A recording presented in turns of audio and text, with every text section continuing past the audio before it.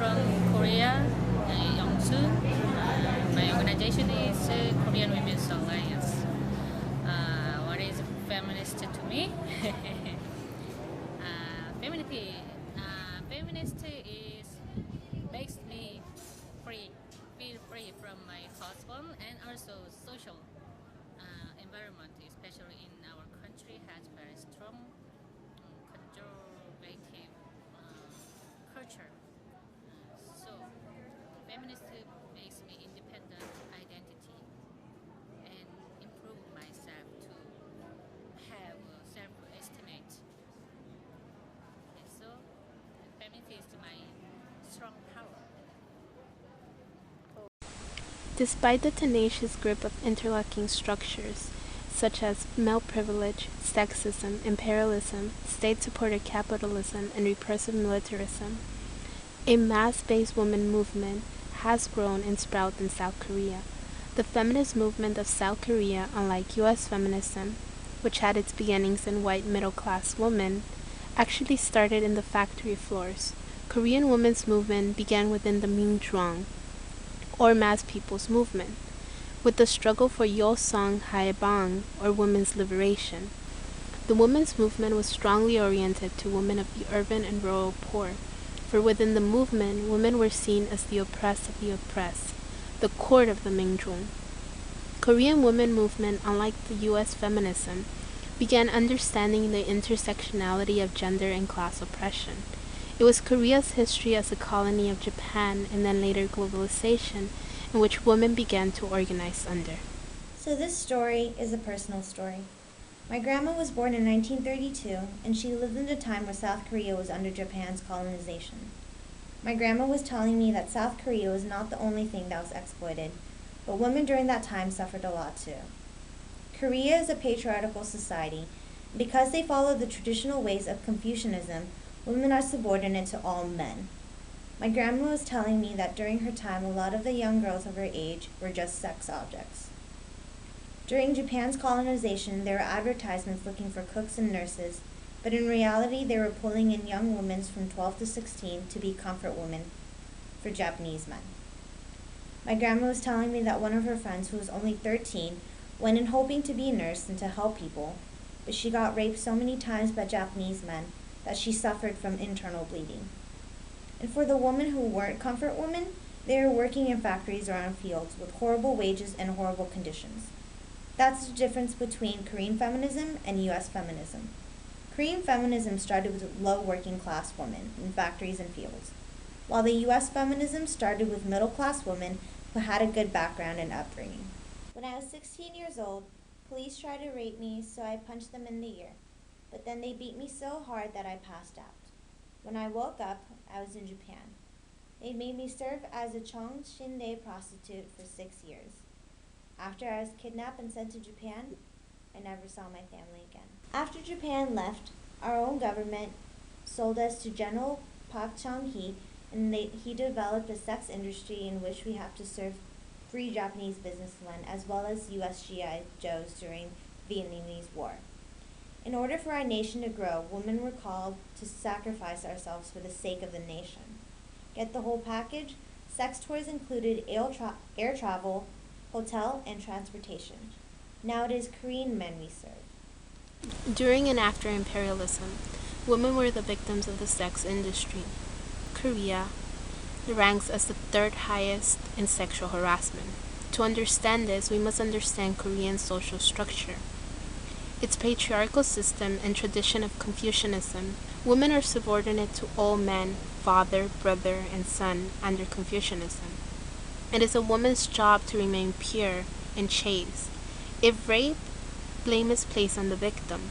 Sexual violence stems not just from Confucianism, but imperialism as well, and military occupation. Under Japan's colonization, not only was Korea exploited, but so were the women. Now, thanks to women's movements, shelter and support groups have opened. Thanks to survivors like Kim Han-soo and Mook Ong-ju, who broke the silence and shame in 1991. Hotlines such as the Women's Hotline in Seoul, My Sister's Place, and Korean Sexual Violence Relief Centers now operate. The workers' struggle began in the 1970s. Workers were organizing and standing up for their rights. Women were very involved in the movement. It was during one of the protests of the closing of the YH plant in Seoul that the police killed one woman under General Park Chung-hee's orders. When General Park Chung-hee was assassinated, the movement in the country saw an opening to ending the dictatorship and bringing democracy to the country. Students and workers took over the city of Gwangju, also known as Wangju.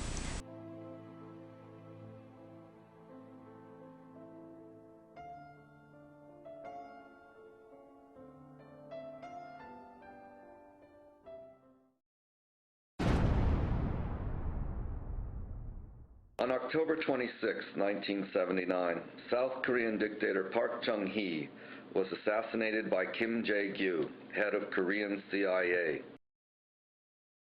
While the assassination still remains a mystery, it was clear that people of South Korea eagerly wanted to end military rule. On December 12, 1979, Chun Doo-hwan led another military coup. People's hopes for change became dashed against the hard rock of military dictatorship. In the spring of 1980, people's voices for democracy roared around the country. Workers and students organized protests against martial law and military power. On May 17th, martial law was expanded and paratroopers deployed to major universities. A bloodbath was unavoidable, and it was in Gwangju, where people courageously stood up to troops, that the bloodletting occurred. Before May 18th, Gwangju people marched peacefully for democracy. College professors and students carried the national flag, and citizens cheered at rallies attended by thousands. On May 16th, thousands of torches were carried through the night. On May 18th, the first clash between students and paratroopers occurred in front of Chonam National University. Soon the whole city was turned into a battlefield. During the uprising, women were of extreme importance to the life of the liberated city, also known as the Absolute Community. Were responsible for gathering fuel to make bombs, capture rifles, and ammunition. Yet, just like during the abolitionist movement and civil rights movement in the U.S., Korean women were often also put in subordinate positions to men. Only a few, like Chung Ok-ju, were allowed to even ride in the commander vehicles of the Citizens' Army. Others served normal roles, like cooking, cleaning, tended to the wounded, and donated blood. What was amazing, though, was that even prostitutes donated blood. They defended the right to do so by stating, "Our lives are dirty, but our blood is pure." Just like in the U.S. movements, when it came to formal leadership roles within the movement, women were often excluded. After all, patriarchy was heavily embedded within the culture. Yet soon, Korean troops, with the consent of U.S. military commanders, crushed the Gwangju Rebellion, killing over 2,000 people. It was during this time that the women's movement cross-fertilized with the student labor and started to become its own entity. Hello, I'm Maria Chol Soon Rai. I was born into a culture where inequality was a struggle for us women. I became a feminist while in college, when I really came in contact with the movement. I was worried about my country and the lives of workers. Something took a major toll on my life and made me really question what I am doing. This event was the death of Chun Tae II, who committed suicide by setting himself on fire. He worked as a garment worker, and his main problem was that people were not machines, and he wanted to improve work conditions. I really wanted to know more about what led him to his death. College did not give me answers. Therefore, I worked in a factory for 3 years and started to learn about women and their lives. I learned it was almost impossible to destroy the old concepts about women. Democratic change came to my country through the women's movement. Yo Song Hae Bang was the women's liberation. This is when women came together to form their own voices and stand up for what they believe in. I'm Alexia. What do you know about feminism in Korea? It feels like I haven't heard much about it, so maybe it's non-existent. There is a culture around beauty, or built around this society, so maybe it's not very much alive, as far as I know. Okay, cool. And what about, how do you think women are treated nowadays in Korea? I assume it's actually kind of equal compared to how it was way back then, but like most societies, I think there are still some struggles women have to deal with in the society, in that society. Do you think women and men are equal in Korea? No? I would hope so, but I doubt it. Is it evident? I think so. It's not really about the gender roles, but really how much we value them. Describe the ideal Korean woman in your perspective. Physically attractive, standard ideals of beauty in modern society. Really, really skinny, almost like eating is kind of, they probably shouldn't eat that much. They shouldn't really stand out. They should only speak when, spoken to. Hi, my name is Michelle and I'm a second year at Santa Monica College. Cool. Okay, Michelle, what do you know about feminism in Korea?